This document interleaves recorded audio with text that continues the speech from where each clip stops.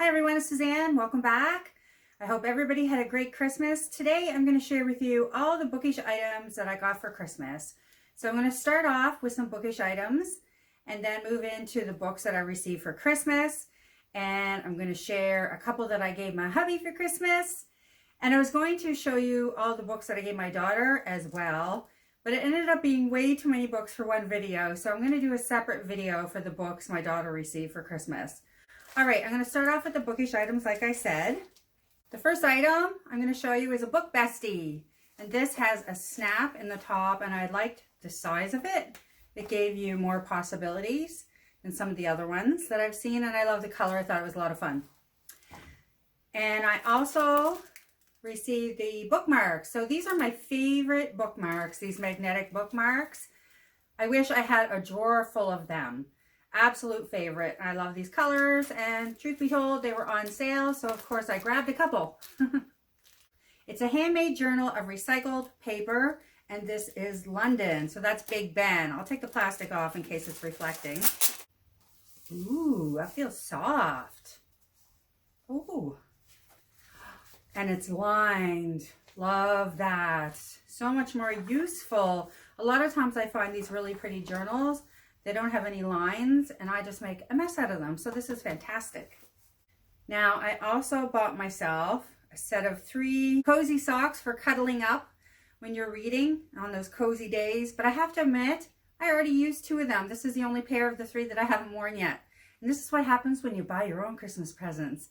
They don't always make it till Christmas.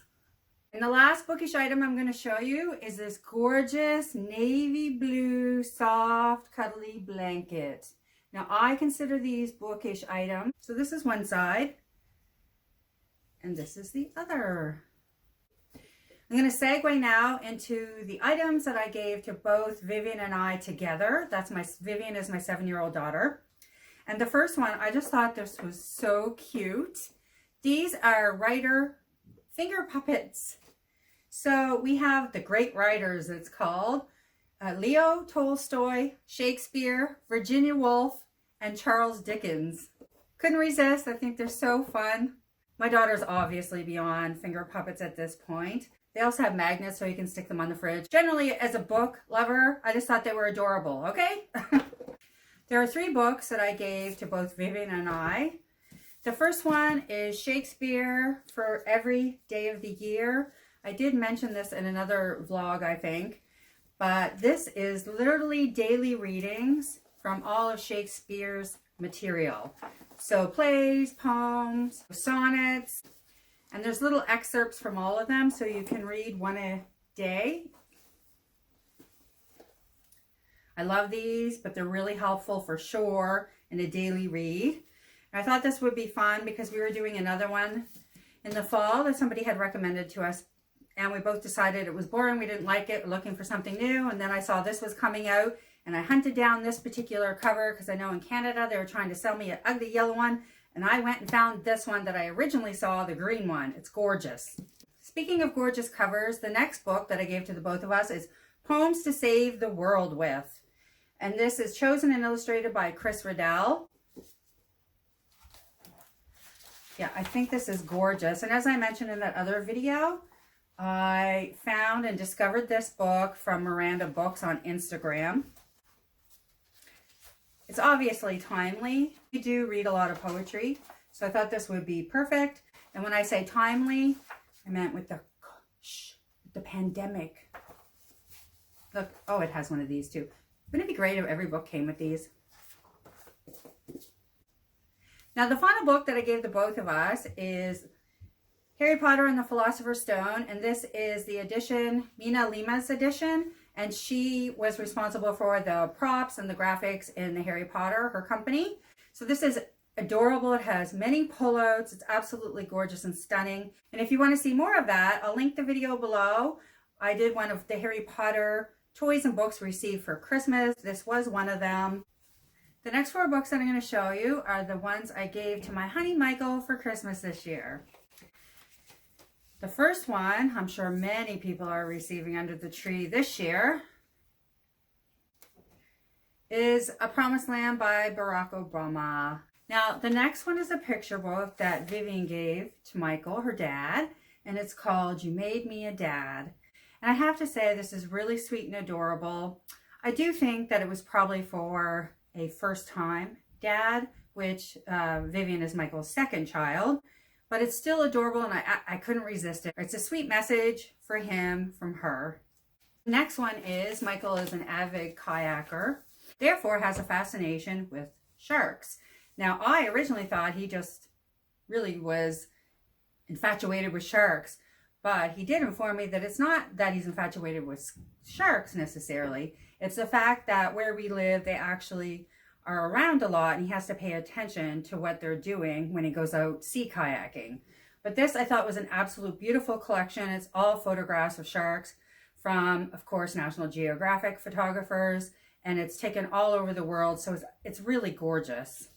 And the final book I just thought was a lot of fun, and because he's outdoorsy, thought he might get some enjoyment out of this. And this is Backwoods Survival Guide. And this is off the grid food prep, homesteading, bushcraft, and wild animals. Yeah, I just thought there was a lot of really cool tips in there, things that might interest him. And it gave him a variety of choices as opposed to me trying to pick out the exact book that he would appreciate when it came to outdoor activities. So those are the books that Michael received for Christmas. I'm going to move on to the books that I received for Christmas. This is called The Practice by Seth Godin. I'm a huge fan of Seth Godin. I really love his outlook. He seems to be an observer of life, and he just cuts right to the chase. I find he speaks with a lot of clarity and really gets at the root of things, and I find a lot of his advice to be inspiring as well as truthful. And to me, when you hear truth, it is inspiring in and of itself. He really focuses on the creative practices as well as marketing and business. And this one in particular is called The Practice, Shipping Creative Work. The reason that I personally wanted this book, I love to be inspired and to keep going. And sometimes a person can say something that maybe you heard 100 times in your life, but he just says it in a little different way, or the timing of it is just right for what's happening in your life. And when I saw an interview with Marie Forleo and Seth Godin about this particular book, the timing of it must have been right because it hit me. I was more excited about this book release than any I've been in quite a while.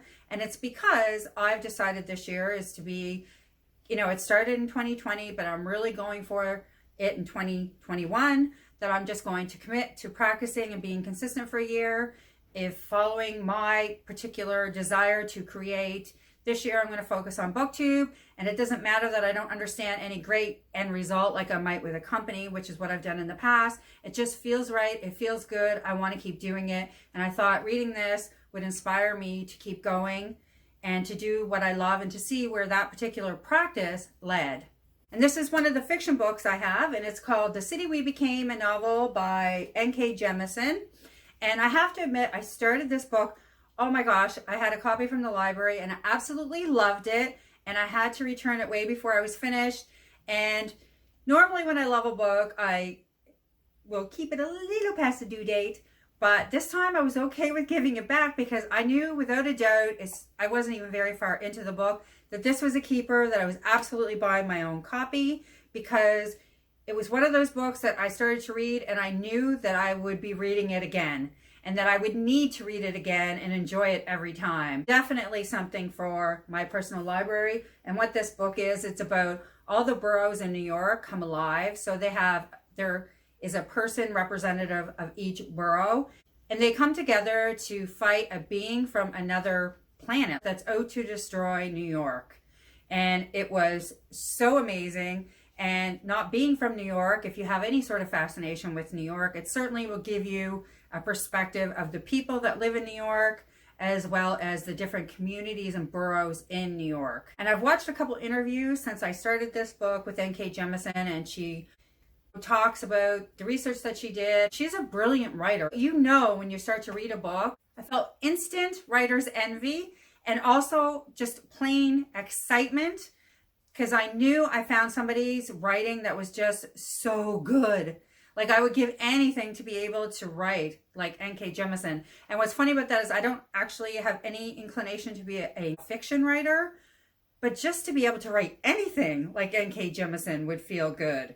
I can't wait to dive into this again. I would highly, highly recommend this book if you haven't read it yet. Next two books are the Screenplays for Fantastic Beasts series. This one is Fantastic Beasts and Where to Find Them, the original screenplay. And this one is The Crimes of Grindelwald, the original screenplay. Do you ever wonder if you buy things just for the covers? I mean, seriously, look at them. They're gorgeous. This gold foil on the covers, just beautiful. Look, there's one. I allowed myself 2 splurges this Christmas, and one of them is I purchased the Daevabad Trilogy by S.A. Chakraborty, and I only ordered it a couple days before Christmas, so I've yet to receive it. This is the final book of the trilogy that I had out from the library. I read the first 2 books, and I still need to read this. I can't wait to dive in. It is one of the trilogies that I knew I absolutely wanted to have on my shelf and in my personal library. It's gorgeous. It is based in 18th century Cairo, and it follows Nari, who discovers that she has magical powers, and she calls upon an ancient being called Dara, who takes her to the Daevabad city, which is the city of brass. And there she gets tied up into politics. She meets the Jinn. And as we finished the second book, it seemed like everybody was tearing each other apart. They were about to go to war.